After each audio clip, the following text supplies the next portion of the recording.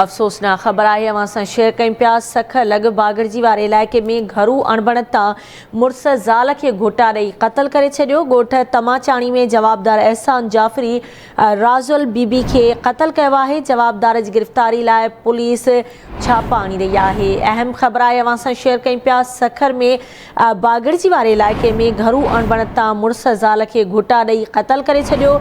ॻोठ तमाचाणी में जवाबदार एहसान जाफ़री राज़ुल बीबी के क़तल कयो आहे। जवाबदार जी गिरफ़्तारी लाइ पुलिस जा छापा लगाया पिया वञनि।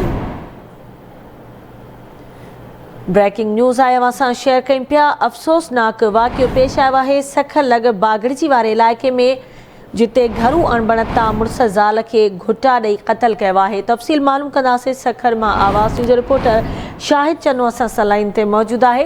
शाहिद, कहिड़ा तफ़सील आहिनि वाक़े जे हवाले सां आगाह कजो।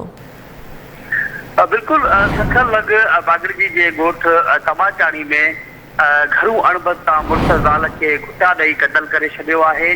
जवाबदार एहसान जाफ़री पंहिंजी ज़ाल राज़ुल बेबी खे घरू अणबणत तां घुटा ॾेई क़तल करे फरार थी वियो आहे। अहिड़ो इतलाह मिलण ते बागड़जी पुलिस वाक़े वारे हंधि पहुची लाश इस्पताल मुंतक़िल करे छॾियो आहे, जेको ज़रूरी कार्रवाई बाद वारसनि जे हवाले कयो वेंदो।